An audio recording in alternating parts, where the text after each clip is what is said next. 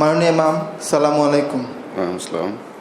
Facebook, ইউটিউবে আপনার যখন একটা ভিডিও যাচ্ছে তখন সেখানে দেখছি যে অনেক গালিগালাজ বা অশ্লীল বক্তব্য, অশ্লীল বাক্য অনেকে ব্যবহার করে।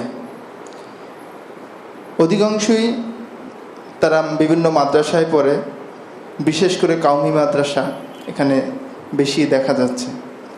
আসলে আমার মধ্যে একটা প্রশ্ন কাজ করে যে কেন তারা গালিগালাজ কেন দিচ্ছে, উদ্দেশ্য কি তাদের, তারা কি চাচ্ছে, তাদের লক্ষ্য কি, আমার জানার ইচ্ছা মাননীয় ইমাম। বিভিন্ন আলোচনা অনুষ্ঠানে, ঘরে অথবা ঘরের বাহিরে, মাঠে ময়দানে আমি এই প্রশ্নটার উত্তর দিয়েছি।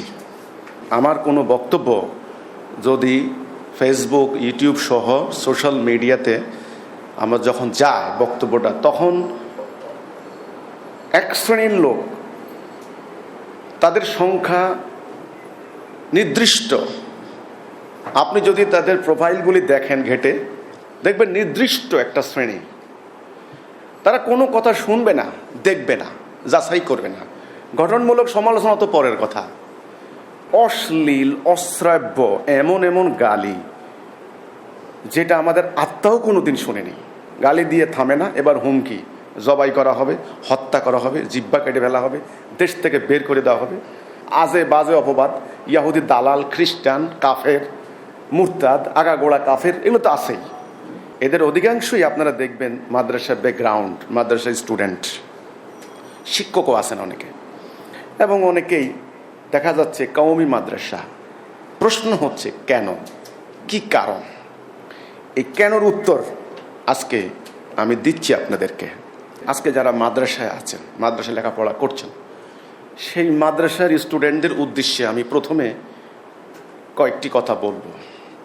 কারণ যারা মাদ্রাসায় পড়ছেন তারাও আমারই জাতির সন্তান, আমারই প্রতিবেশী, আমারই সমাজে এরা বড় হয়েছেন। হ্যাঁ, কেউ মাদ্রাসায় ভর্তি হয়েছেন, কেউ কলেজ বিশ্ববিদ্যালয়ে ভর্তি হয়েছেন। শিক্ষার হিসাব করতে গেলে আমার অনেক জুনিয়র হবে, আমি তুমি করে বলছি। তোমরা যারা মাদ্রাসায় লেখাপড়া করছো, স্টুডেন্ট, আমার দোষটা, আমার ভুলটা, আমার অন্যায়টা, আমার পাপ, আমার গলদ কোথায়? আমি হাজারবার বলেছি, তোমরা আমাকে সুনির্দিষ্টভাবে বলো যে এই জায়গায় তুমি অন্যায় করছো, এই জায়গায় তুমি কোরআনের বিরুদ্ধে কথা বলছো, হাদিসের বিরুদ্ধে কথা বলছো, ইসলামের বিরুদ্ধে কথা বলছো। আমি যদি অন্যায় করে থাকি, আমি তওবা করব, আমি সেখান থেকে প্রত্যাবর্তন করব। কারণ আমি ভুল পথে মানুষদেরকে ডাকতে পারি না। আমি হাজারবার বলেছি তোমরা আমার গঠনমূলক সমালোচনা করো, এটা তোমাদের একটা ঈমানি কর্তব্য। কিন্তু তোমাদেরকে শিক্ষা দেওয়া হয়েছে, তোমাদেরকে শিখিয়েছে তোমাদের তথাকথিত ওস্তাদরা, আমি সবার নাম বলবো না, যারা ইতিপূর্বে তোমাদের ঈমানকে হাইজ্যাক করেছে, ভুল খাতে প্রবাহিত করেছে। তোমরা মনে করেছো তারা আন্দোলন করছে, ইসলামের আন্দোলন তারা করেনি, তারা মাদ্রাসা রক্ষার আন্দোলন করেছে। স্বাধীনতার আগে দেশে কয়টা মাদ্রাসা ছিল, এখন কয়টা মাদ্রাসা? একটা মাদ্রাসার জায়গায় 1000 মাদ্রাসা হয়েছে, আলেম 1 লক্ষের জায়গায় 5 লক্ষ হয়েছেন। ভালো কথা, আমি এতে কোনো সমালোচনা করছি না। কিন্তু আমার প্রশ্ন, ইসলামের কি হয়েছে? ইসলাম কতটুকু প্রতিষ্ঠা হয়েছে? আল্লাহর দ্বীন কতটুকু প্রতিষ্ঠা হয়েছে? অন্যায়, অবিচার, সুদ, ঘুষ, রাহাজানি, চুরি, ডাকাতি, ব্যভিচার ইত্যাদি কি দূর হয়েছে না বেড়েছে? বেড়েছে। যে ইসলামের আগমন হয়েছে সমাজ পরিবর্তন করার জন্য, কালেমা তাওহীদের ঘোষণার দেওয়ার উদ্দেশ্যই ছিল সমাজের পরিবর্তন। লা ইলাহা ইল্লাল্লাহ, আল্লাহর হুকুম ছাড়া আর কারো হুকুম চলবে না। একটা বিপ্লবী ঘোষণা, একটা প্রতিবাদী ঘোষণা রাসূলুল্লাহ দিলেন। ঘোষণা দেওয়ার সাথে সাথে বলা হলো তাব্বা আলাকা ইয়া মুহাম্মদ, হে মুহাম্মদ তুমি ধ্বংস হও। আল্লাহ সুবহানাহু ওয়া তাআলা আয়াত নাযিল করলেন, তাব্বাত ইয়াদা আবি লাহাব ওয়া তাব, আবু লাহাবের 2 হাত ধ্বংস হোক। ওই যে প্রথম দিন সে পাথর উত্তোলন করে আমার রাসূলকে বলেছিল তাব্বা আলাকা ইয়া মুহাম্মদ। কেন সেটা বলেছিল? কারণ সে জানতো, বুঝতো এই তাওহীদের এই ঘোষণার অর্থ হচ্ছে সমাজে আর জাহিলিয়াত চলবে না, মানুষের তৈরি বিধান আর চলবে না। অন্যায়, অবিচার, সুদ, ঘুষ, মাদক, সন্ত্রাস, নারী নির্যাতন, দাসত্ব ব্যবস্থা আর চলবে না।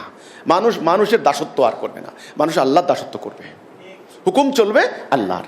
এই কথাটা তারা বুঝলো, বুঝার পর তারা প্রতিবাদ শুরু করলো। এটা ছিল ঈমানের ঘোষণা, কলেমার ঘোষণা। আমরা বলেছি আমাদের এই ঈমান নাই। আমাদের মসজিদ ভর্তি আমাদের মুসল্লি, আমাদের আলেম ওলামা, আমাদের কোরআন খতম করা হচ্ছে, তাফসির করা হচ্ছে, ব্যাখ্যা করা হচ্ছে, কিন্তু কোরআন যে উদ্দেশ্যে নাজিল হয়েছে সেই উদ্দেশ্য বাস্তবায়ন হচ্ছে না, আল্লাহর হুকুম বাস্তবায়ন হচ্ছে না। আমার কথা ছিল এইটা, যারা আজকে মাদ্রাসায় পড়ালেখা করছো তাদের প্রতি আমার প্রশ্ন, আমার ইতিহাস দেখো, আমার কলেজ লাইফ, আমার বিশ্ববিদ্যালয় লাইফ, আমার গ্রামে যাও, প্রত্যেকটা মানুষকে জিজ্ঞাসা করো আমি বাল্যকাল থেকে আজ পর্যন্ত আমি ইসলামের পক্ষে ছিলাম নাকি বিপক্ষে ছিলাম। তোমাদেরকে আমার বিরুদ্ধে লেলিয়ে দিয়েছে, উস্কানি দিয়েছে, মিথ্যা প্রপাগান্ডা তোমাদের সামনে আমার বিরুদ্ধে ওয়াজ করে করে শোনানো হয়েছে। আমি নাস্তিক, আমি কাফের, আমি নাকি খ্রিস্টানদের কাছ থেকে টাকার বিনিময়ে এগুলি করছি, আমরা নাকি আলেমদের বিরুদ্ধে পরিকল্পিতভাবে ষড়যন্ত্র করছি। অর্থাৎ তোমাদেরকে মাদ্রাসায় এই শিক্ষা দেওয়া হয়েছে যে আমার নাম বলে, আমাদের ইমামুজ্জামান জনাব মোহাম্মদ বাইজিদ খান পন্নী ওনার নাম বলে, যে এই দুইজন লোক, একজন হচ্ছে দাজ্জাল, একজন হচ্ছে শয়তান, এরা ইসলামকে নষ্ট করার জন্য তারা দাঁড়িয়েছে। অর্থাৎ আমাদের বিরুদ্ধে তোমাদের মনে একটা নেতিবাচক ধারণা, একটা খারাপ আইডিয়া, মানে আমরা হলাম ইসলামের শত্রু, আমরা হলাম কোরআনের শত্রু, আমরা ইসলামের বিরুদ্ধে দাঁড়িয়েছি, এই ধারণাটা তোমাদের মনে দিয়ে দেওয়া হয়েছে। যারা মাদ্রাসা লেখাপড়া করছো বা করবে, সামনে একজন আলেম হয়ে তোমরা বের হবে, হয় কেউ মুফতি হবে, কেউ হয়তো মুফাসসির হবে, কেউ হয়তো মুহাদ্দিস হবে, হাজার হাজার হাদিস মুখস্থ করে তোমরা বের হবে। মনে আশা পোষণ করছো একজন আলেম হবে, তোমাদের বাবা মা আশা করছেন তারা আলেমের পিতা হবেন বা মাতা হবেন। ঠিক আছে, আমি স্বীকার করলাম যে হ্যাঁ, দীর্ঘদিন 20-30 বছর ধরে কষ্ট করে মাদ্রাসায় বসে বসে আরবির জ্ঞান নিচ্ছ, আরবি সম্পর্কে কতটুকু জ্ঞান অর্জিত হচ্ছে সেই প্রশ্ন থেকে যায়।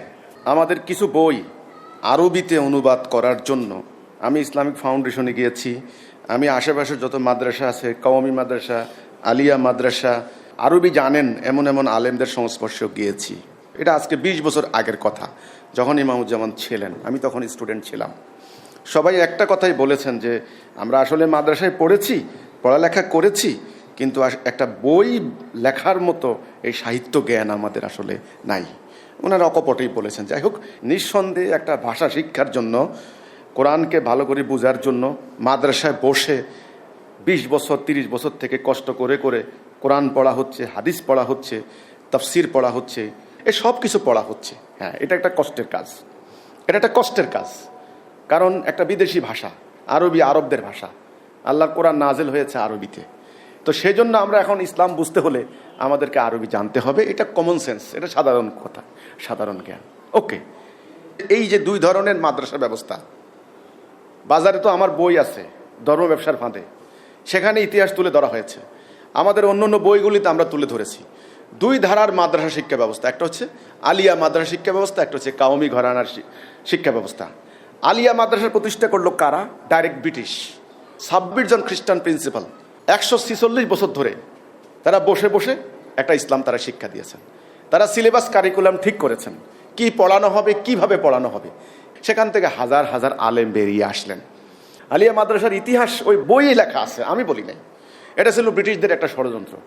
ব্রিটিশ ওরিয়েন্টালিস্ট, খ্রিস্টান ওরিয়েন্টালিস্ট, তারা হাদিসের মাস্টার, কোরআনের মাস্টার, ফেকার মাস্টার, তারা সেগুলি আরবি থেকে কষ্ট করে ইংরেজিতে অনুবাদ করেছে, ইংরেজি থেকে আমাদের বুঝার মতো করে, আমাদের এই সমস্ত যেখানে তারা দখল করেছে সেখানে তারা অনুবাদ করে করে ওই ভাষায় তারা রূপান্তরিত করে আমাদেরকে মাদ্রাসায় শিক্ষা দিয়েছে। ওকে, সেই মাদ্রাসা থেকে বেরিয়ে এসে আমরা কি শিখলাম? সেই যে ব্রিটিশরা চলে গেল, আজকে কত বছর হলো? 47-এ ভারত স্বাধীন হলো, আজকে 60 বছরের উপরে আল্লাহর বিধান প্রতিষ্ঠা হয়েছে, সুদভিত্তিক অর্থনীতি দূর হয়েছে, আইন কানুন দণ্ডবিধি দূর হয়েছে, আল্লাহরটা কোথাও নাই। ওনাদের কাছে গুরুত্ব হচ্ছে দাড়ির, টুপির, টাকনু, ঢিলাকুলুক, মেসওয়াক, আর মেয়ে মানুষের চেহারা দেখা যাবে কি যাবে না, বাস। আমরা এই কথাটাই বলেছি, মাদ্রাসায় এই বিষয়গুলোকেই প্রাধান্য দেওয়া হয়েছে। দিন প্রতিষ্ঠার গুরুত্ব শিক্ষা দেওয়া হয়নি, কর্মসূচি শিক্ষা দেওয়া হয়নি। জেহাদের চ্যাপ্টারকে তালা মেরে দেওয়া হয়েছে। জেহাদ নিয়ে কথা বললে তার শাস্তি অবধারিত ছিল। এটা কি মিথ্যা কথা? ইসলামের একটা রাজনৈতিক দর্শন আছে, ইসলামের একটা অর্থনৈতিক দর্শন আছে, ইসলাম একটা বিশ্বজনীন জীবন ব্যবস্থা। এই শিক্ষা কি মাদ্রাসার স্টুডেন্টদেরকে পড়ানো হয়েছে? এটা তো গেলে একদিকে। আর একদিকে তারা কি করে খাবেন সেই ভোকেশনাল শিক্ষা দেওয়া হয়নি। এটা তো একটা হিস্টোরিক্যাল ফ্যাক্ট, আমি বানিয়ে বলি নাই। তখন তারা মাদ্রাসা থেকে বেরিয়ে এসে বাধ্য হন দিনটাকে বিক্রি করে খেতে। এই মুদ্দা দাফন করে খাওয়া, কোরআন খতম করে খাওয়া, ওয়াজ মাহফিল করে খাওয়া, ইমামতি করে খাওয়া, এই যে এ সমস্ত ধর্মীয় কার্যক্রম করে জীবিকা নির্বাহ করবেন, বাস। এটা বাধ্য হয়েছেন, কিছু করার ছিল না, তাদেরকে সে শিক্ষা দেওয়া হয় নাই। 1857 সালে যখন ব্রিটিশদের কাছে চূড়ান্ত রূপে এই ভারতবর্ষ মুসলমানরা পরাজিত হয়ে গেল, তখন মোগল সম্রাট বাহাদুর শাহ জাফর মাটি দেওয়ার জন্য 3.5 হাতের একটা জায়গা পর্যন্ত উনি পেলেন না ভারতবর্ষে। এত বড় ভারতবর্ষে ইয়াঙ্গুন রেঙ্গুনে গিয়ে ওনাকে কবর দেওয়া হলো। কওমি মাদ্রাসার আলেমরা আমাকে গালাগালি করছেন, আগে দয়া করে আমার কথা শুনেন। আপনারা তো আমাকে কাফের ফতুয়া দিচ্ছেন, আপনাদের ওস্তাদরা, আপনাদের গুরুজনরা যারা আপনাদেরকে শিখাচ্ছেন, আলেম নামধারী, তারা আপনাদেরকে শিখাচ্ছেন আমি কাফের, আগাগোড়া কাফের, আমাকে হত্যা করতে হবে, জিব্বা কেটে ফেলতে হবে, এটা সব হবে। আর গালাগালি তো কোনো শেষ নাই। ব্রিটিশদের কাছে পরাজিত হয়ে যাওয়ার পর আপনাদের যারা আকাবিরে আলেম, বড় বড় আলেম, যাদেরকে নিয়ে আপনারা গর্ব করেন, ঠিক আছে করতে পারেন, করেন। তারা চিন্তা করলেন যে ব্রিটিশদের বিরুদ্ধে আর বিদ্রোহ করে কোনো লাভ নাই, সংগ্রাম করে লড়াই করে আর টিকা যাবে না, শুধু মায়ের খাওয়া শুরু। সব হাজার হাজার আলেম হত্যা করে ফেলছে, বিভিন্ন নবাবরা পরাজিত হয়ে গেছে, সুলতানগুলো তো শেষ আগে থেকেই। বড় বড় জমিদারদেরকে পথের ভিখারি বানিয়ে দিয়েছে ব্রিটিশরা। লক্ষ লক্ষ শিক্ষিত লোকের গাছের ঝুলিয়ে হত্যা করা হয়েছে। মানে গতকালকে ধনী, আজকে ফকির, রাস্তার ভিখারি। ব্রিটিশরা এই পর্যন্ত করে ছেড়েছে, এটা আল্লাহর শাস্তি। যারা কওমি দেখলেন যে না, ব্রিটিশদের বিরুদ্ধে আর আসলে সম্ভব নয়, হামলা হয়েছে, পাল্টা হামলা, বিদ্রোহ, বিক্ষোভ কম হয় নাই, কিন্তু পারে নাই। না পারার কারণে 1857 সালের পরে 9 বছর পরে সাত্তা মসজিদে বসে আপনারা একটা মক্তব চালু করলেন। সেই মক্তবটা ছিল কি, সেখানে আরবি, ফার্সি, আরবি ছিল রাষ্ট্রীয় ভাষা আর ফার্সি ছিল রাষ্ট্রীয় ভাষা। সেই মর্যাদায় আরবিকে রাখা হয়নি। ইংরেজরা যখন দখল করলো, ইংরেজি হয়ে গেল রাষ্ট্রভাষা। ইংরেজি শিখেই তখন শাসকদের আনুকূল্য পেতে হয়। ঠিক আছে, ইসলামের তাহজিব তামুদ্দুন যেন জিন্দা থাকে, সংস্কৃতি যেন অন্তত জিন্দা থাকে, সেজন্য আরবি মাসলা মাসাইল ফার্সি ভাষায় কেতাবাদি পড়ানোর জন্য আপনারা এই সাত্তা মসজিদে দেওবন্দ সেখানে শুরু করলেন। আস্তে আস্তে কালক্রমে সেই মাদ্রাসা জনগণের দান অনুদানে টাকা পয়সায় বড় একটা মাদ্রাসা হলো। ওকে, আলিয়া মাদ্রাসার তুলনায় সেখানে আরবির গুরুত্ব বেশি। আরবি মাখরাজ, আরবি উচ্চারণ রীতি, আরবি ফার্সি ইত্যাদি আলিয়া মাদ্রাসার তুলনায় সেখানে ভালো রকম পড়ানো হয়, ভালো রকমের চর্চা করা হয়। ওকে, কিন্তু সেই কওমি মাদ্রাসা থেকে যে আলেমরা বের হলেন, ওনারা বের হয়ে কি করলেন? আমার প্রশ্ন এটা। আলিয়া মাদ্রাসা থেকে যে আলেমরা বের হলেন, ওনারাও সে ধর্মীয় বিভিন্ন কার্যক্রম করে জনগণ থেকে টাকা নিয়ে সংসার চালাতে লাগলেন। আর কওমি মাদ্রাসা থেকে যারা বের হলেন, ওনাদেরও তো একই জীবনধারা চলল। কোনো পার্থক্য হলো? পার্থক্য হয়েছে। সমাজে দুইটা ডিভিশন হয়ে গেল, একটা আলিয়া মাদ্রাসার আলেম, একটা কওমি মাদ্রাসার আলেম। চিন্তাধারা আলাদা, আকিদা আলাদা, কনসেপ্ট আলাদা। লাভ হয়েছে কি? তর্ক হয়েছে আরো বেশি, বাহাস হয়েছে, ওয়াজ হয়েছে। আলিয়া মাদ্রাসার আলেমরা এক বক্তব্য দিলেন, কওমি মাদ্রাসার আলেমরা পাল্টা আরেক বক্তব্য দিলেন। এটা হয় নাই? প্রথমে ব্রিটিশরা কি করলো? ষড়যন্ত্র করিয়া এক বাপের 2 সন্তানকে আলাদা করে ফেললো। এক সন্তান কলেজ বিশ্ববিদ্যালয়, এক সন্তান মাদ্রাসায়। মাদ্রাসায় যে গেল, সে ওই ওস্তাদ টুপি কেন পরে মাদ্রাসায় গেল না, সেটার জন্য কত মাদ্রাসার স্টুডেন্টদের পিটুনি খেয়েছে তার কোনো ঠিক নেই। অনেকে পালিয়েছে শুধু টুপির কারণে।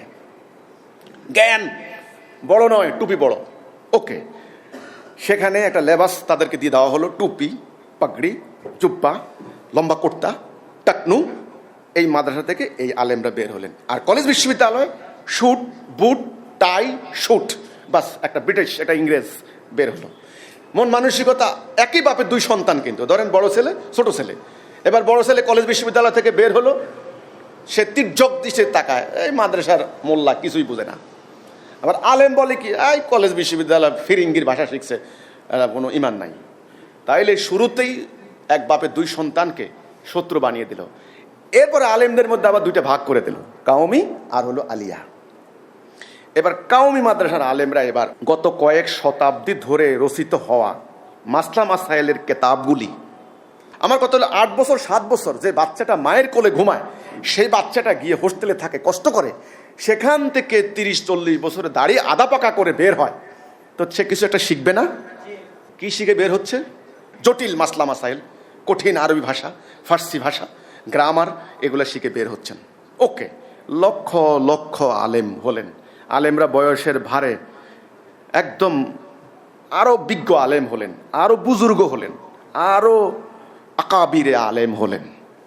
ওকে, ওনাদের স্টুডেন্টরা আরো কি বের হচ্ছেন? আমার প্রশ্ন হচ্ছে এটা কি?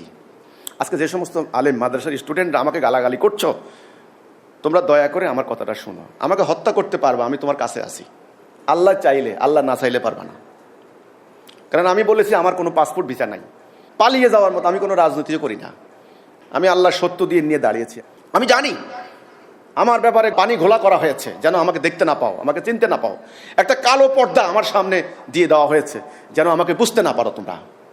অপপ্রচার, প্রোপাগান্ডা। তোমরা ভাবছো তোমাদের আকাবিরে আলেমরা, তোমাদের মুরব্বীরা যা বলে এটা সত্য বলে।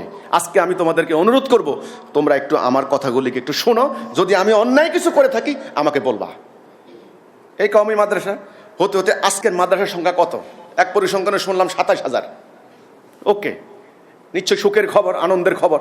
আবার তোমরা বলবা আমি মাদ্রাসা শত্রু, এই জন্য আমার সহ্য হচ্ছে না। না, নো, আমিও চাই ইসলাম সম্পর্কে আরো চর্চা হোক, আরো আলেম বেরিয়ে আসুক, আরো পণ্ডিত হোক, আরো দাইল আল্লাহ হোক, এটা আমি চাই। কিন্তু ফলাফল কি, রেজাল্ট কি? বৃক্ষ তোমার নাম কি, ফলেই পরিচয়। আমি আজ পর্যন্ত দেখলাম হাজার হাজার ইস্যু ভিত্তিক আন্দোলন করলেন, ইস্যু আসলো, ইস্যু গেল, মানুষ মনে করলো যে ইসলামের মনে হয় অনেক উপকার হয়েছে। কিন্তু নো, ইসলামের উপকার হয় নাই, ইসলাম হয়নি। আরো বেশি এই উপমহাদেশে সহ সারা দুনিয়াতে সেকুলারিজম, নাস্তিকতাবাদ আরো বেশি প্রভাব বিস্তার করেছে। কেন হলো না? প্রতিবাদ তো কম হয়নি। আসলে এই সমস্ত প্রতিবাদ, এই সমস্ত বিক্ষোভ রাস্তা ভুল, ব্যর্থ। আর ম্যাক্সিমাম আন্দোলন হয়েছে মাদ্রাসা স্বার্থ রক্ষা করার জন্য, ইসলাম প্রতিষ্ঠা করার জন্য নয়। ক্ষমতাসীন দলের লোকদের সঙ্গে আপোষ করা হয়েছে, সুযোগ সুবিধা নেওয়া হয়েছে, নাজ নেয়ামত নেওয়া হয়েছে, বিভিন্ন ধরনের সার্টিফিকেট নেওয়া হয়েছে। তোমরা বলো যে আলিয়া মাদ্রাসার লোকেরা ব্রিটিশদের সার্টিফিকেট, তো তোমরা কার সার্টিফিকেট নিচ্ছ এখন? কথা একটাই, ফলাফল একটাই। আমাদের অন্যায়টা কোন জায়গায়? আমি একটু পরে বলছি কেন আমার বিরুদ্ধে এত গালাগালি, কি ভুলটা আমি করলাম, কোন জায়গায়। তোমাদের আকাবিরে আলেমদের দুর্নীতি, স্বজনপ্রীতি, আত্মসমর্পণ, আদর্শ বিক্রি, তলে তলে কার সাথে কিভাবে কি করছেন না করছেন, এই চরিত্র আমি তো বলি নাই, তোমরা বলছো। সোশ্যাল মিডিয়া সয়লাভ হয়ে গিয়েছে আজকে। তোমরা বলবা সেটা নিয়ে নাক গলানোর অধিকার আমার নাই, তাহলে আমার ব্যাপার নিয়ে কথা বলার অধিকার তোমাদের নাই। আমি তো কখনো এই কুফুরি কথা বলতে পারি না। বীরা আমাদের আলেমরা নবীর মতো, আমাদের নবী নাউজুবিল্লাহি মিন জালিক ইমামুজ্জামান জনাব মোহাম্মদ বাইজিদ খান পন্নী, কখনো তিনি বলেননি আর তোমরা মিথ্যা কথা বলছো যে উনি নবী দাবি করছেন, উনি ইমাম মাহাদি দাবি করছেন, ইত্যাদি ইত্যাদি। অথচ তোমরা ওয়াজের মধ্যে কি করে কথা বলো যে নবী যদি আসতো অমুক অমুক আলেম নবী হইতো, আমাদের মুরব্বীরা আমাদের নবী, এ কথা তোমরা কি করে বলো? তার মানে তোমাদের ভিতরে এগুলি আছে, আছে, এই ধারণা আছে। তাহলে তোমরা কাদিয়ানীদের বিরুদ্ধে আন্দোলন কেন করো? এই নৈতিক অধিকার তোমাদের নাই। আমি বলবো এগুলি লোক দেখানো, এগুলি লোক দেখানো, নিজেদের স্বার্থ রক্ষা করার জন্য। আমি মাদ্রাসার স্টুডেন্টদেরকে বলছি, তোমাদের ইমানকে হাইজ্যাক করা হয়েছে, ইসলাম প্রতিষ্ঠা হয় নাই, মুসলিম জাতির মুক্তি হয় নাই। আরও আমরা পরাজিত হয়েছি, আরও আমরা দুর্বল হয়েছি, আরও আমরা খণ্ড বিখণ্ড হয়েছি। মাদ্রাসা তোমরা কষ্ট করে করে যেটা পড়ানো হচ্ছে সেটার ফল কি, সেটার রেজাল্ট কি, সেটা তোমাদের ব্যক্তি জীবনে, সামাজিক জীবনে তোমরা দেখতে পাচ্ছ। আমার বক্তব্য হচ্ছে এটা, আমার কথা আমি বলবো, যাচাই বাছাই তোমরা করবা। আমি ইসলাম নিয়ে দাঁড়িয়েছি, তোমাদের সামনে ডিভিশন হওয়ার কথা ছিল, কে ইসলাম চায় কে ইসলাম চায় না। ব্যক্তিগত মত পার্থক্য তোমাদের মধ্যেও আছে, আলেমদের মধ্যেও আছে, তোমাদের উস্তাদদের মধ্যেও আছে। ওনারা অস্বীকার করতে পারবেন না। কেউ হাত বাঁধেন এখানে, কেউ হাত বাঁধেন এখানে, কেউ মিলাদে কেয়াম করেন, কেউ কেয়াম করেন না। আমার বাড়িতে একবার মিলাদ মাহফিলে 2 গ্রামে 2 পক্ষের আলেম ঝগড়া করে চলে গিয়েছেন কেয়াম আর বেকেয়াম নিয়ে। আমি তখন ছোট, আমি দেখেছি। তাহলে ছোট্টখাট্ট বিষয় নিয়ে মতভেদ তোমাদের মধ্যেও আছে। আমরা যারা ইসলাম চাই, জাতীয় জীবনে আল্লাহর বিধান কার্যকরী হোক, অন্তত লা ইলাহা ইল্লাল্লাহর উপরে আমরা ঐক্যবদ্ধ হই, এই বাণী নিয়ে, এই আহ্বান নিয়ে আমি দাঁড়িয়েছিলাম। তোমরা তো অন্তত ন্যূনতম এই শর্তে বলতে পারতে যে এই লোকটা তো অন্তত ইসলাম নিয়ে দাঁড়িয়েছে, ইসলামের কথা বলছে। অন্তত তোমরা মাদ্রাসা পড়ে তোমরা অহংকার করছো, আমার দিকে তোমরা থুতু নিক্ষেপ করো, আমি মাদ্রাসায় পড়ি নাই, আমি নাকি উচ্চারণ জানি না, আমার মাখরাজ ঠিক নাই, আমি নাকি সূরা ফাতিহা পর্যন্ত পড়তে পারি না। তোমরা মাদ্রাসায় পড়েছো, এত অহংকার ভালো নয়। আমি কলেজ বিশ্ববিদ্যালয়ে পড়েছি বলেই ইসলামের কথা বলতে পারবো না, এই সংকীর্ণ মানসিকতা তোমাদের কে সৃষ্টি করে দিল? কে সৃষ্টি করে দিল? তোমরা তো আমাকে সমর্থন না করো, অন্তত তোমরা এই কথা বলতে পারতে যে তোমার কার্যাবলী আমরা দেখছি, তোমার নিয়ত আমরা দেখছি, খারাপ কিছু হলে তোমাকে আমরা ছাড়বো না। তোমরা এই কথা বলতে পারতে না? আমার চূড়ান্ত লক্ষ্য, চূড়ান্ত উদ্দেশ্য না জেনে তোমরা কেন আমাকে হত্যা করার জন্য তোমরা এই ধরনের মরিয়া হয়ে ফতোয়াবাজি করছো? মাদ্রাসার স্টুডেন্টদেরকে বলবো তোমরা ইতিহাস পড়ো, তোমাদেরকে ইতিহাস পড়ানো হয় না। শোনো, মাসলা মাসাইল জানা এক জিনিস, ইতিহাস জানা আরেক জিনিস। মাসলা শিখছো তোমরা কি? মাসলা হচ্ছে রোজার মাসে আরে কিছু খাওয়া তো যাবে না, রোজা ভেঙে যাবে, স্বামী স্ত্রী একত্রে জৈবিক কার্য করা যাবে না, রোজা ভেঙে যাবে, এগুলো একেবারে ডাইরেক্ট মাসলা। ওকে, তোমরা আরো বেশি নিখুঁত মাসলা পড়ছো মাদ্রাসায়, যে খুশবু নেওয়া যাবে কি যাবে না, এন্ডোস্কোপি করা যাবে কি যাবে না, এটার জন্য তোমাদের আলেমরা ফতোয়া শিখাচ্ছেন। মাসলা রোজা রেখে এন্ডোস্কোপি করলে রোজা থাকবে কি থাকবে না, এই মাসলা পড়ছো। অথচ 1400 বছর আগে রসুল বলে দিয়ে গেলেন সময় আসবে কোরআন শুধু অক্ষর থাকবে, ইসলাম শুধু নাম থাকবে, মসজিদগুলি হবে লোকারণ্য, সেখানে হেদায়া থাকবে না। রসুল বলেননি? রসুল বলে দিলেন রোজা রাখা হবে উপবাস থাকা, আর তাহাজ্জুদ পড়া হবে ঘুম নষ্ট করা। যেখানে রোজা হবে না, তাহাজ্জুদ হবে না, মসজিদে লোকারণ্য, সেখানে কোনো হেদায়া থাকবে না, সেখানে তুমি এন্ডোস্কোপি করো আর না করো, তাতে কার কি আসে যায়? যখন আমরা পরাজিত হয়ে গেলাম, শাসক জাতি যখন গোলাম জাতি হয়ে গেল, বীর জাতি যখন কাপুরুষ হয়ে গেল, ঐক্যবদ্ধ জাতি যখন খণ্ড বিখণ্ড হয়ে গেল, যখন সমস্ত দুনিয়া পুঁজিবাদী গণতন্ত্রের দাপটে মানুষ অতিষ্ঠ হয়ে গেছে, মানুষ মুক্তির নেশায় পাগল হয়ে গেছে, মুক্তি দেওয়ার জন্য রাহমাতুল লিল আলামিনের বিপ্লবী ঘোষণায় যথেষ্ট ছিল। তিনি আরব জাতিকে মুক্তি দিলেন, মুক্তির ঝান্ডা নিয়ে মর্দে মুজাহিদরা অদ্য দুনিয়া আপ্লুত করলেন। আমরা দুর্ভাগ্যজনক সেই দায়িত্ব ছেড়ে দিয়ে আমরা পাণ্ডিত্য করতে ঢুকলাম, তখন আমরা ব্রিটিশদের কাছে পরাজিত হয়ে গেলাম। শুরু হলো মানুষের উপরে নির্যাতন, জুলুম, অর্থনৈতিক অবিচার, রাজনৈতিক অবিচার, সামাজিক অবিচার, শাসনতান্ত্রিক জুলুম শুরু হলো মানুষের উপর। এই মানুষের নির্যাতন বন্ধ করার জন্য কোনো ধর্ম এগিয়ে আসলো না, এগিয়ে আসার কথা ছিল ইসলাম। কারণ পূর্ববর্তী ধর্মগুলি তো মারা গিয়েছে, বিকৃত হয়ে গিয়েছে, তাদের পণ্ডিতরা, পুরোহিতরা, যাজকরা বাণিজ্যের হাতিয়ারে পরিণত করেছে, সে ধর্মগুলিকে মেরে ফেলেছে। তারা গির্জায় প্রবেশ করেছে, তারা সিনাগগে, তারা প্যাগোডা, তারা মন্দিরে প্রবেশ করেছে। কিন্তু ইসলাম ছিল জীবন্ত, প্রাণবন্ত, আগুনের মতো, প্লাবনের মতো। ইসলামের জীবন দর্শন কোরআনের উপর ভিত্তি করা, সেই কোরআন একটা অক্ষর কেউ পাল্টাতে পারে নাই। সেই কোরআন দিয়ে মানুষের জীবন পাল্টানোর, বিপ্লব করার কথা ছিল, বঞ্চিত মানুষের বঞ্চনা দূর করার কথা ছিল, অধিকার হারা মানুষের অধিকার প্রতিষ্ঠা করার কথা ছিল। কিন্তু আমরা সেই সংগ্রাম বাদ দিয়ে আমরা খানকায় ঢুকেছি তসবির দানা নিয়ে, মসজিদের চার দেওয়ালে ঢুকেছি সুবহানাল্লাহ সুবহানাল্লাহ নিয়ে। কেন? মুক্তির নেশায় মানুষ পাগল। তখন সমাজতন্ত্রের আবির্ভাব হলো। লেনিন 17 সালে বিপ্লব করলেন, ঘোষণা দিলেন মানুষের অধিকার আদায়ের জন্য, কিন্তু ওটা মানুষের রচিত ছিল, ভুল ছিল। মানুষ মুক্তির নেশায় তখন পাগল। আমার মতো, আমি তো সাধারণ পরিবারের সন্তান, আমার মতো হাজার হাজার কলেজ বিশ্ববিদ্যালয়ের স্টুডেন্ট, মেডিকেল কলেজের, ইঞ্জিনিয়ারিং কলেজের, অনেক বণিক পরিবারের, অনেক জমিদার পরিবারের, চৌধুরী বংশের, যাদের আজকে তোমাদের মতো ভাতের চিন্তা ছিল না, বাবার হাজার হাজার একর সম্পত্তি, গোলা ভরা ধান, গোয়াল ভরা গরু, তাদের চিন্তা ছিল না। তারা ব্রিলিয়েন্ট স্টুডেন্ট, তারা বিশ্ববিদ্যালয় পড়তো, আর সমাজ পরিবর্তনের নেশায় দলে দলে তারা সমাজতন্ত্রে যোগ দিয়েছে, সমাজতান্ত্রিক আন্দোলন করেছে। আজকে 50-60 বছর পরে সেই সমস্ত বয়োবৃদ্ধ মানুষগুলি, কেউ মিডিয়াতে আছেন, কেউ প্রশাসনে আছেন, তাদেরকে তোমরা বলো নাস্তিক, কিন্তু তারা অত্যন্ত মেধাবী, কিন্তু সমাজ পরিবর্তনের জীবন্ত আদর্শ ধর্ম থেকে পায় নাই।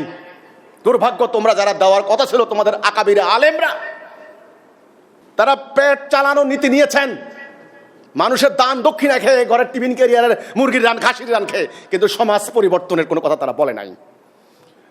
সমাজতন্ত্রের আবির্ভাব হলো, বিপ্লব শুরু হয়ে গেল, সেই লেনিনের বক্তব্য, সেই মাও সেতুংয়ের বক্তব্য, কার্ল মার্কসের লেখা বই প্লাবিত হয়ে গেল কলেজ বিশ্ববিদ্যালয়ে। যাদের ভাতের চিন্তা ছিল না, সে সমস্ত স্টুডেন্টদের জীবন শেষ করে দিয়েছে। এক জোড়া স্যান্ডেল 10 বছর ধরে স্যান্ডেল পরিবর্তন করতে পারে নাই। খাদি কুর্তা পাঞ্জাবি পড়তে পড়তে পাঞ্জাবি ছিঁড়ে গিয়েছে, নতুন পাঞ্জাবি কিনে নাই। অত্যন্ত মেধাবী স্টুডেন্ট, কিন্তু সমাজ পরিবর্তনের নেশায় তারা কমিউনিস্ট আন্দোলনে যোগ দিয়েছে। কেন? আমার প্রশ্ন, সেই হাজী সাহেবের ছেলে, মৌলানা সাহেবের ছেলে, সেই চৌধুরী বংশের, ভুঁইয়া বংশের, সেই জমিদার পরিবারের এই সন্তানগুলি কমিউনিস্ট আন্দোলনে গেল কেন? ইসলাম কি ছিল না? আমার ইসলাম কি কমিউনিস্ট আন্দোলন থেকে মরা ছিল নাকি, না জীবন্ত, প্রাণবন্ত, না ডায়নামিক? আল্লাহ রসুল নিজ হাতে হাজার হাজার যোদ্ধা তৈরি করলেন, তোমরা সেই ইসলামটাকে মেরে ফেলেছ। আমার সৌভাগ্য, আমিও বোধহয় সে ধরনের ভুল পথে পা বাড়াচ্ছিলাম। আল্লাহ সুবহানাহু ওয়া তাআলা দয়া করে টাঙ্গাইলের ঐতিহ্যবাহী সুলতানি পরিবার, পরবর্তীতে জমিদার পরিবারের উত্তরসূরি ইমামুজ্জামান জনাব মোহাম্মদ বাইজিদ খান পন্নীর হাতে আমাকে ফেললেন। তিনি আমার দিশা দিয়ে দিলেন। তিনি বললেন, হে যুবক, মাদ্রাসায় পড়ো না, তাতে কি হয়েছে? নিজের জীবনকে আল্লাহর জন্য উৎসর্গ করো। তিনি ইতিহাস দেখালেন, জীবন্ত ইতিহাস। রাসূলুল্লাহর সংগ্রাম দেখালেন, আকীদা বুঝালেন, কর্মসূচি বুঝালেন, তাওহীদের মানে বুঝালেন। তিনি বললেন, কোরআন শরীফ পড়ো, বুঝবে ইসলাম কত প্রাণবন্ত, কত জীবন্ত। তিনি আমার ডাইরেকশন ঘুরাই দিলেন। আমার মতো যুবক সমাজতান্ত্রিক আন্দোলন করতে পারতাম, সেকুলার আন্দোলন করতে পারতাম, বাম আন্দোলন করতে পারতাম। আজকে আমি কোরআন নিয়ে দাঁড়িয়েছি, ইসলাম নিয়ে দাঁড়িয়েছি। তোমাদের প্রশংসা করার দরকার নেই। তোমরা তো অন্তত এই কথা বলতে পারতে, আমরা তোমার নিয়ত দেখি, তোমরা আমার এই মহান উদ্দেশ্য দেখলে না। তোমরা খুঁটে খুঁটে বের করা শুরু করলে কি আমার মাখরাজে ভুল, আমার আরবি উচ্চারণে ভুল, আমি মাদ্রাসায় পড়ি নাই, আমার দাড়ি নাই। তোমরা এগুলো খুঁটে খুঁটে বের করলে, তোমার জাতি পরাজিত গত কয়েক শতাব্দী ধরে। তো মাদ্রাসার স্টুডেন্টদের প্রতি আমার বক্তব্য হচ্ছে এই, আমাকে হত্যা করার জন্য তোমরা তলোয়ার ধার দিচ্ছ। শোনো, এই মিথ্যা ফতোয়া দিয়ে রাসূলুল্লাহর নিজের জামাই, জান্নাতের রানী মা ফাতেমাকে রাসূল যার কাছে তুলে দিলেন, সেই আলী রাদিয়াল্লাহু তাআলা আনহুকে হত্যা করা হয়েছে ফতোয়া দিয়া। আর রাসূলুল্লাহর, তোমরাই বলো জিন্নুর আইন, 2 নূরের অধিকারী 2 মেয়েকে রাসূলুল্লাহ পরবর্তী যার কাছে বিয়ে দিলেন, হযরত ওসমান ইবনে আফফান রাদিয়াল্লাহু তাআলা আনহু, যিনি 10,000 মুজাহিদ সৈন্যের ভার নিলেন, রাসূলুল্লাহর মিশনের দিন রাত পরিশ্রম করলেন। সেই ওসমানকে হত্যা করা হয়েছে কোরআন শরীফের উপরে ফতোয়া দিয়ে। রাসূলুল্লাহর কলিজার টুকরা হাসান হুসাইন, একজনকে বিষ খাইয়ে আর একজনকে কারবালার ময়দানে টুকরা টুকরা করা হয়েছে এই ফতোয়া দিয়ে। ফতোয়ার বান ভয়ঙ্কর। আলীকে যখন হত্যা করা হয়েছে, ওসমানকে যখন হত্যা করা হয়েছে, ইমাম হুসাইনকে যখন হত্যা করা হয়েছে, আমি কে? ইসলামের শত্রুরা এটাই চায়। আমি হলাম উত্তরা সেক্টরের অধিবাসী, আমার বাসার পাশেই মাঠ। সরকারের যথাযথ কর্তৃপক্ষের অনুমোদন নিয়ে আমি জনসভা করার জন্য আয়োজন করলাম। তোমাদের আকাবির আলেমরা, তোমাদের ওস্তাদরা, এই যে তোমাদেরকে মাদ্রাসার স্টুডেন্টদেরকে ভোরবেলা নামিয়ে দিল রাস্তায় রাস্তায় আমার জনসভা বন্ধ করার জন্য, পণ্ড করার জন্য। যদি আমি সেদিন পাল্টা হামলা করতাম, সেখানে রক্তের বন্যা বয়ে যেত। হ্যাঁ, তোমরা বলতা, তোমরা শহীদ হতা, ওকে, তোমাদের ভাষা, তোমরা বলতে পারো, কিন্তু আমি চাই না। আমার তলোয়ারের কোপে তুমি মরো, তোমার তলোয়ারের কোপে আমারে মারতে পারো, কিন্তু আমি চাই না। আমি চাই নাই। আমার কোটি টাকার ক্ষতি হয়ে গিয়েছে, আমাদের লোকেরা কাঁদতে কাঁদতে গিয়েছেন, আমাকে কথা বলতে দাও নাই। এটা কোন ইসলামের শিক্ষা? আমি কথা বলতে পারতাম, কিন্তু রক্তের গঙ্গা বয়ে যেত সেদিন। এই কাজটাকে তোমরা ঠিক করলে, তোমাদের ইমানকে ভুল খাতে প্রবাহিত করার জন্য অতীতে তোমাদেরকে এভাবে রাস্তায় নামিয়ে দিয়ে তোমাদের লাশ ফেলে চলে গিয়েছে তোমাদের এই উস্তাদরা। কিন্তু মাদ্রাসার স্টুডেন্টরা, তোমরা আমার ভাই, তোমরা আমার বন্ধু, তোমরা আমার জাতির সদস্য, তোমাদের জন্য আমার মায়া হয়। আমার হিজবুত তাওহীদের কোনো সদস্যের লাশ ফেলে আমি পালাতে পারি না। ওই হিজবুত তাওহীদের ওই পরিবার, ওই সন্তানের লেখাপড়া, ওই ভরণ পোষণের দায়িত্ব হিজবুত তাওহীদের। তোমাদের ওস্তাদরা পারেন, আমি পারি না। কারণ আমার ভাইদের কান্না আমার হৃদয় স্পর্শ করে। যখন লকডাউন শুরু হলো, সরকার ব্যাদিশা, তোমাদের ওস্তাদরা ভিক্ষা করছেন, আর আমার সদস্যদেরকে আমি বললাম কাস্তে কোদাল নাও, মাঠে নামো, মাঠে কর্ষণ করো। মানুষ বেঈমানি করতে পারে, মাঠে বেঈমানি করতে পারে না। তোমরা আমার গালাগালি করছো কি আমি নাকি কামলা হয়েছি? হ্যাঁ, আমি কামলা। আমি কামলা হব মানুষের জন্য, আমার ভাইদের জন্য, আমার বোনদের জন্য। তোমরা আমলা হও, হতে পারবে না। তোমরা সারা বছর ওয়াজের মধ্যে তোমাদের আলেমরা হালাল রোজগারের ওয়াজ করেন। আমি বিশ্ববিদ্যালয় থেকে পাশ করার পর যখন আন্দোলনে যোগ দিলাম, আমার নামে প্রথম মিথ্যা মামলা করা হলো। আমি বুঝলাম আমার কপালে আর সরকারি চাকরি নাই। আমি 17তম বিসিএস ক্যান্ডিডেট ছিলাম। তখন আমি হালাল উপায়ে রোজগারের জন্য, সংসার চালানোর জন্য আমি ব্যবসা বাণিজ্য শুরু করলাম, আর আমার জ্ঞানকে আমি মানবতার কল্যাণে কাজে লাগালাম। তোমরা আমার গালাগালি করো কি আমি নাকি মুদি দোকানদার?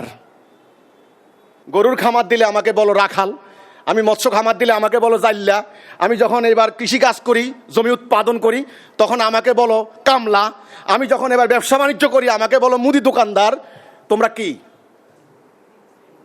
তোমরা কি? ধর্ম ব্যবসায়ী। আমি মাদ্রাসার স্টুডেন্টদেরকে পরিষ্কার করে বলতে চাই, আমার তাওহীদ, আমার কোরআন, আমার ইসলাম, এটা আমার সম্পত্তি নয়। এক মহা সমুদ্র, এই সমুদ্রে অবগাহন করে প্রতিটি নর নারী পবিত্র হবে। আল্লাহ সুবহানাহু ওয়া তাআলা সৃষ্টি করেছেন, আল্লাহ সুবহানাহু ওয়া তাআলা দিয়েছেন। এটা কারো কোনো একক সম্পত্তি নয়, কারো কুক্ষিগত করে রাখার জিনিস নয়। আজকে কওমি মাদ্রাসার আলেমরা, স্টুডেন্টরা, তোমরাই আজকে আমি ফেসবুকে দেখতে পাচ্ছি তোমাদের বহু উস্তাদের তোমরা সমালোচনা করছো দুর্নীতির কারণে, স্বজনপ্রীতির কারণে, আর অন্যান্য আজে বাজে অসামাজিক কার্যকলাপ করার কারণে। তোমরা করো নাই? করছো। তাইলে অন্যায়ের সমালোচনা করবে না? যারা অন্যায় করে, যারা লেবাসকে ব্যবহার করে এমন এমন কাজ করে যেটা আল্লাহ রসুল পারমিশন দেন নাই, কোরআন পারমিশন দেয় নাই, এতে উম্মার বদনাম হয়, জাতির বদনাম হয়। যিনি প্রশ্ন করেছেন তার প্রশ্নের উত্তরে আমার কথা হলো একটা, যে আমার বিরুদ্ধে এই প্রোপাগান্ডা চালানোর মেইন কারণ আমি বলেছি ইসলাম এসেছে মানবতার কল্যাণে। ইসলাম প্রতিষ্ঠা করার মধ্য দিয়ে মানবাধিকার সাম্য প্রতিষ্ঠা হবে, দুর্বলের উপর সবলের অত্যাচার বন্ধ হবে, নারীদের নির্যাতন বন্ধ হবে, রাজনৈতিক সংকট দূর হবে, মুসলমানরা হবে দুনিয়াতে সেরা জাতি, মানব জাতি মুক্তি পাবে। ইসলামকে ব্যবসা করে খাওয়ার জন্য নয়। সূরা বাকারার 174 নম্বর আয়াত, সূরা ইয়াসিনের 21 নম্বর আয়াত, আরো বহু আয়াত দেখিয়ে আমরা বলেছি যে ইসলাম নিয়ে কোনো ধরনের স্বার্থ উদ্ধার করা বৈধ নয়, হারাম। বাস এই কথাটা বললাম কেন? মাদ্রাসার স্টুডেন্টদের প্রতি আমার কথা, আমার বক্তব্য, 1 নম্বরে, আমরা কি বলেছি বাজিদ খান পন্নী ইমাম মাহাদি? তাহলে তোমাদের আলেমরা মাদ্রাসায় বসে তোমাদের সামনে কি করে কথা বললো যে বাজিদ খান পন্নী বলে সেই ইমাম মাহাদি? নাউজুবিল্লাহ। কোথায়? ইমামুজ্জামান নবী দাবি করেছেন, আমরা বলেছি কথা? তাহলে এই কথা তারা কেন রচনা করলো? আমরা বলেছি নামাজ নাই, হজ নাই, কোরবানি নাই, পর্দা বলতে কিছু নাই। এই যে মিথ্যা কথাগুলি একে একে রচনা করে করে তোমাদের সামনে মিথ্যা কথা বলা হচ্ছে, কেন বলা হচ্ছে আমি তোমাদেরকে বলতে চাই। এই জন্যে বলা হচ্ছে যে তোমরা যেন আমার কথা না শোনো, কারণ তারা বুঝতে পারছেন যে তারা এতদিন ধর্মকে ব্যবহার করে তারা যে স্বার্থ উদ্ধার করছেন, কায়েমি স্বার্থ, গোষ্ঠীগত স্বার্থ, রাজনৈতিক স্বার্থ, ব্যক্তিগত স্বার্থ উদ্ধার করছেন। আমার বক্তব্য শুনলে এই স্বার্থ উদ্ধার করা বন্ধ হয়ে যাবে। যদি আমি অকল্যাণ করে থাকি, আমার পরিণতি তোমরা এড়াইতে পারবে না। আর যদি আমি কল্যাণ কিছু করে থাকি, আল্লাহ সুবহানাহু ওয়া তাআলা আমাকে সাহায্য করেন। তোমরা সবাই মিলে সম্মিলিতভাবে ষড়যন্ত্র করলেও কিছু করতে পারবে না ইনশাআল্লাহ। তোমাদের প্রতি আমার কথা হচ্ছে একটা, যে তাদের কথাও শোনো, আমার কথাও শোনো, আমার কথা যাচাই করো, আমাকে জিজ্ঞাসা করো, আমাকে প্রশ্ন করো। আরেকজনের কথায় মিথ্যা কথা প্রভাবিত হয়ে যাচাই বাছাই না করে আমার বিরুদ্ধে প্রপাগান্ডা চালাবে না, মিথ্যাচার করবে না, অশ্লীল অশ্রাব্য ভাষায় গালাগালি করবে না, হুমকি দেবে না। এটা অন্যায়, এটা অন্যায়। এই অন্যায় তোমরা করতে পারো না। তোমরাও ভবিষ্যতে বের হবে আলেম হয়ে, তোমাদের থেকে যারা শিখবে তারাও এই অন্যায় শিখবে। আজকে আলেমদের কাছে আমার প্রশ্ন, আপনাদের অনুসারীরা, ধর্মপ্রাণ মানুষ সারা রাত বসে বসে আপনাদের ওয়াজ শুনেন, আপনাদের বয়ান শুনেন, আপনাদেরকে নাজ নেয়ামত দিয়ে থাকেন, ভালো কথা, আপনাদেরকে কত ভালোবাসেন, কিন্তু ক্ষমতায় যাওয়ার জন্য নির্বাচনে দাঁড়ালে 2টা ভোট পান না কেন? তার অর্থ কি? তার অর্থ হচ্ছে এই জনগণ আপনাদেরকে তাদের জাতীয় জীবন, অর্থনৈতিক জীবন, রাষ্ট্রীয় জীবন পরিচালিত করার মতো যোগ্যতা সম্পন্ন মনে করে না। আপনাদেরকে মনে করে নামাজ পড়াবেন, বাবা মারা গেলে জানাজা দিবেন, মুদ্দা দাফন করাবেন, বাচ্চা কাচ্চার নাম টাম রাখবেন, এই পর্যন্ত আপনাদের দৌড়। তারা এটা মনে করে, জনগণ মনে করে। আমি বর্তমান গণতান্ত্রিক সিস্টেমের কথাই বললাম, সেকুলার যে সিস্টেমটা চলছে, এই সিস্টেম আল্লাহ রসুল দিয়ে যান নেই। আপনারা মাহফিলে উঠেই কোর্তার হাতা গুটানো শুরু করেন, 90% মুসলমান গা কাঁপা শুরু করে। 90% মুসলমানের দেশে কোরআন চলে না, এটার জবাব কি দিবেন? এক আল্লাহ, এক রসুল, এক কোরআনের অনুসারীরা হাজার হাজার তরিকায় বিভক্ত, নিজেরা মারামারি করছেন। মাদ্রাসার স্টুডেন্টরা, তোমাদের বিবেক, তোমাদের বুদ্ধি লুপ্ত হয় নাই। এক আলেম আরেক আলেমকে, এক মৌলবী আরেক মৌলবীকে, এক পীর আরেক পীরকে প্রতিনিয়ত কাফের, মুরতাদ, জালেম, ফাসেক, ইসলামের শত্রু, নারে তাকবীর, আল্লাহু আকবার, এগুলা কি? আর সমাজ চলে, রাষ্ট্র চলে, দুনিয়া চলে তাদের হুকুমে, ব্রিটিশ খ্রিস্টানের হুকুমে, গায়রুল্লাহর হুকুমে, তাগুদের হুকুমে। আল্লাহর বিধান চলে না। ইরাকে মার খেলাম, কিচ্ছু করতে পারলাম না। সিরিয়ায় মার খেলাম, কিছু করতে পারলাম না। বাড়ির কাছে মিয়ানমার তাড়িয়ে দিল, কিচ্ছু করতে পারলাম না, কিচ্ছু করতে পারবো না আমরা। এ তো আল্লিন না, জো আল্লিন, আল্লাহর আকার আছে নাকি নিরাকার, রাসূলের কি ছায়া পড়তো কি পড়তো না, এগুলা নিয়ে যদি মারামারি করো তো কোনোদিন আমরা ঐক্যবদ্ধ হতে পারবো না। তাই মাদ্রাসার স্টুডেন্টদের প্রতি আমার বক্তব্য হচ্ছে এই, আমি তোমাদেরকে বিনীতভাবে অনুরোধ করছি, তোমরা কষ্ট করে আরবি গ্রামার পড়ছো। আমরা কলেজ বিশ্ববিদ্যালয় ইংরেজি পড়েছি, যদ্দূর সামান্য পড়েছি, বেশি ভালো করে পড়তে পারি নাই, সে সুযোগ হয়নি। তোমরা আরবি পড়ছো, ভালো করে পড়ো, পড়ার মতো পড়ো, ওকে। গ্রামার পড়ো, ভালো করে উচ্চারণ জানো, মাখরাজ আদায় করে মাখরাজ শুদ্ধ ঠিকঠাক করে পড়ো, অসুবিধা নাই, পড়ো। কিন্তু এই কিতাব যদি প্রতিষ্ঠা করতে না পারো, জাতীয় জীবনে, সামাজিক জীবনে, অর্থনৈতিক জীবনে কার্যকরী করতে না পারো, ওই পড়ার, ওই পাণ্ডিত্যের, ওই জ্ঞানের, ওই উচ্চারণের কোনো মূল্য নাই।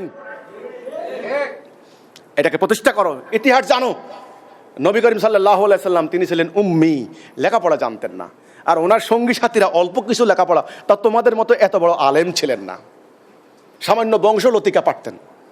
ইতিহাস উল্টে দিয়েছেন। তাদের জীবনী পড়ে পড়ে তোমরা আলেম হচ্ছ আজকে। তারা কে কি করেছেন, কিভাবে শহীদ হয়েছেন, কিভাবে বাড়িঘর ত্যাগ করেছেন, রাসূল তাদেরকে কি বলেছেন, তারা রাসূলকে কি বলেছেন, তাদের আবেগ, অনুভূতি, দুঃখ, কষ্ট, মায়া, মমতা, বেদনা ইত্যাদির সমন্বিত রূপটাই আজকের হাদিস, তাই নয় কি? এই হাদিস তোমরা বুখারী, মুসলিম, তিরমিজি, আবু দাউদ, নিসাই, মিশকাত তোমরা পড়ে পড়ে পড়ে পড়ে রাসূল কিভাবে হাসতেন, কিভাবে ব্রাশ করতেন, কিভাবে দাড়ি রাখতেন, কিভাবে ডান কাতে ঘুমাইতেন, তোমরা প্র্যাকটিস করো। কিন্তু রাসূল যেই সমাজটা পরিবর্তন করে দিয়ে গেলেন, মানুষের ভাগ্য পাল্টায় দিয়ে গেলেন, অধিকার প্রতিষ্ঠা করে দিয়ে গেলেন, সেটা কোথায়? একটা মাদ্রাসার জায়গায় আজকে হাজার হাজার মাদ্রাসা হয়েছে। 100 আলেমের জায়গায় লক্ষ লক্ষ আলেম হয়েছেন। 1000 মসজিদের জায়গায় লক্ষ লক্ষ মসজিদ হয়েছে। আলেম হয়েছেন, মসজিদ হয়েছে, মাদ্রাসা হয়েছে, আরও হবে, আরও আলোচনা হবে, গবেষণা হবে, মুফতি বের হবেন, মুফাসসির বের হবেন। কিন্তু আল্লাহর দেওয়া সত্য দিন প্রতিষ্ঠা না করলে সব ভিত্তিহীন মূল্যহীন। এই দিন প্রতিষ্ঠা করার জন্য লাগবে ঐক্যবদ্ধতা। কোনো ফেরকা মত দল থাকতে পারবে না, এক হতে হবে। এক কোন কথার উপরে এক হবে? দাড়ির উপরে, টুপির উপরে, পাগড়ির উপরে, মাসলা মাসাইলের উপরে, দোয়াল্লিন জোয়াল্লিনের উপরে, আল্লাহর আকার আছে কি না এই তর্কের উপরে? নো, এক হতে হবে। লা ইলাহা ইল্লাল্লাহ। আল্লাহ রসুল যেভাবে এক করেছেন, ওই এক করার জন্য, ঐক্যবদ্ধ করার জন্য লা ইলাহা ইল্লাল্লাহ মুহাম্মাদুর রাসূলুল্লাহ। বাস বাস। কওমির আলেম, সরকারি আলিয়ার আলেম, উত্তরবঙ্গের পীর, দক্ষিণবঙ্গের পীরের মুরিদ ব্যাপার না, শিয়া সুন্নি কোনো ব্যাপার না, আহলে হাদিস আহলে বাইত কোনো ব্যাপার না। আসো তোমরা একটা কথার উপরে, লা ইলাহা ইল্লাল্লাহ। বাস, এই একটা কথার জন্য ডাক দিচ্ছি আমি। এই একের উপরে ঐক্যবদ্ধ আল্লাহর তাওহীদ প্রতিষ্ঠা করার দিকে ডাক দিচ্ছি। যারা ইসলামের উত্থান চায় না, মুসলমান জাতি ঐক্যবদ্ধ হোক, ইউনাইটেড হোক, যারা তা চায় না, অর্থাৎ পাশ্চাত্য বস্তুবাদী সভ্যতার ধারক বাহক, তারা ঠিকই মুসলমানদেরকে দুটো ভাগে ভাগ করছে। সে একটা হলো কি, কারা ইসলাম চায়, কারা ইসলাম চায় না। আপনি কি চরমোনাই? আপনি কি হেফাজত? আপনি কি জামাত শিবির? আপনি কি হিজবুত তাওহীদ? আপনি কি? নাকি আপনি কিচ্ছু না, আপনি সাধারণ মুসলিম? এর কোনো ব্যাপার না, ডাজেন্ট ম্যাটার। আপনি কি চান? ইসলাম চান? যারা জাতীয় জীবনে, অর্থনৈতিক জীবনে, রাজনৈতিক জীবনে ইসলাম চায়, তারা এক দল। আর যারা ইসলাম চায় না, জাতীয় জীবনে ইসলাম প্রতিষ্ঠা হোক, আল্লাহ দেওয়া দিন প্রতিষ্ঠা হোক, রাসূলের আদর্শ প্রতিষ্ঠা হোক, এটা চাই না আমরা। এখন এই দুটি ভাগে তারা ভাগ করছে, সেই টার্গেটে তারা এগিয়েছে। আমরা 25টি বছর অন্যায়ের সম্মুখীন হয়েছি।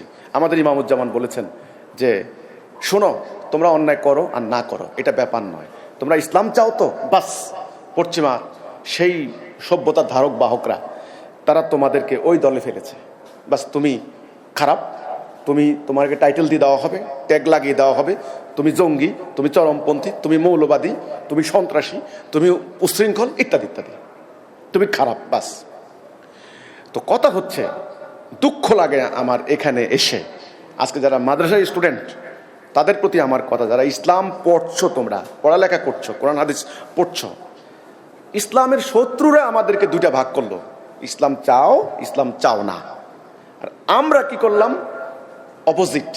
আমরা ভাগ করলাম, কার দাড়ি আছে, কার দাড়ি নেই, কে কেয়াম করে, কে কেয়াম করে না, হ্যাঁ, কে নবী নূরের তৈরি নাকি মাটির তৈরি বিশ্বাস করে, এগুলা নিয়ে আমরা ভাগ করলাম। এগুলা নিয়ে কে মাদ্রাসা পড়ছো, কে মাদ্রাসা পড়ো নাই, আমরা ভাগ করছি এটা নিয়ে। আমাদের উচিত এই ভাগটা আমাদের করা। যারা ইসলাম চায়, জাতীয় জীবনে, অর্থনৈতিক জীবনে, রাজনৈতিক জীবনে আল্লাহ দেওয়া দিন প্রতিষ্ঠা হোক, যারা ইসলাম চায় তারা অন্তত এক হোক, ঐক্যবদ্ধ হোক। তারা পারস্পরিক দোষাদোষী, কাদা ছোড়াছড়ি, খুনাখুনি, মারামারি যদি তারা করে, আর যারা তো চায় না, তাদের দ্বারা তো আর ইসলাম আসবে না। যারা চায় তারা যদি নিজেরা একজন আরেকজনকে এইভাবে যদি খুনাখুনি করে, ফতুয়াবাজি করে, তবে তাহলে আল্লাহর দ্বীন আর প্রতিষ্ঠা হওয়ার কোনো আশা ভরসা আর নাই। আমার কথা হচ্ছে এটা, যে অন্তত যারা ইসলাম চাই আমরা, তাদের ঐক্যবদ্ধ হওয়া উচিত কলেমার উপরে। আল্লাহর ইচ্ছার বাহিরে আমার পক্ষে এই ক্ষমতা ছিল না। আমি আগে বলেছি, আমি সাধারণ মানুষ। আল্লাহ নির্বাচন করেছেন, আল্লাহ নির্দিষ্ট করেছেন, আল্লাহর হুকুমের বাইরে সেটা হয় নাই। তোমরাই বলো, একটা গাছের পাতা নড়ে না। আল্লাহর হুকুমের বাহিরে, আল্লাহর জ্ঞানের বাহিরে যদি একটা পাতা নড়ে না, তাহলে তাওহীদের মতো এত বড় পবিত্র আন্দোলন, এত বড় আহ্বান, এত বড় বিপ্লবী ডাক, যেই ডাকে তছনছ করে দেবে সমস্ত জাহিলিয়াত, আমার মতো সাধারণ মানুষ কোত্থেকে দিতে পারি? কে আমাকে শক্তি দিচ্ছেন? কে আমাকে হিম্মত দিচ্ছেন? কে আমাকে এর অন্তর্নিহিত শক্তি যোগাচ্ছেন? কে? এটা তোমরা চিন্তা করো। তোমাদের চিন্তা করার জন্য আমি সময় দিলাম, তোমরা চিন্তা করো। আমাকে এখনই গালাগালি করো না, এখনই আমার ব্যাপারে সিদ্ধান্ত নিও না, এখনই আমার ব্যাপারে ফয়সালা করো না। তোমাদের ওস্তাদরা মিথ্যা কথা বলছে আমার বিরুদ্ধে, সম্পূর্ণ মিথ্যা। আমি ইসলাম নিয়ে দাঁড়িয়েছি, আমি কোরআন নিয়ে দাঁড়িয়েছি, আমি আল্লাহর তাওহীদ নিয়ে দাঁড়িয়েছি। আমি সেই হারানো ইতিহাস, হারানো গৌরবময় ইতিহাস স্মরণ করিয়ে দেওয়ার জন্য দাঁড়িয়েছি। তোমরা সমর্থন করতে না পারো, এত বড় মন যদি না থাকে, তোমরা অন্তত পর্যবেক্ষণ করো, অপেক্ষা করো, দেখো যদি আমি অন্যায় কিছু করে থাকি আমাকে শাস্তি দিও, আর কোনো কথা নেই। কাজেই আমাদের আন্দোলনের বিরুদ্ধে অহেতুক মিথ্যা প্রপাগান্ডা চালানো হচ্ছে, বানোয়াট ফতোয়াবাজি করা হচ্ছে, যেটা আমরা বলি নাই, যেটা আমরা করি নাই, যেটা আমাদের আকীদা নয়, যেটা আমাদের বিশ্বাস নয়, সেগুলি আমাদের উপর আরোপ করে করে চাপিয়ে দিয়ে দিয়ে এক ধরনের একটা বৈরী, এক ধরনের একটা শত্রুতা তারা সৃষ্টি করে দিচ্ছে। উদ্দেশ্য হচ্ছে এই, আমরা যে ধর্ম ব্যবসার বিরুদ্ধে কথা বলছি, বাস এটা তারা সহ্য করতে পারছেন না। এই ছাড়া আমার কাছে আর কোনো জবাব নাই। ধন্যবাদ আপনাকে।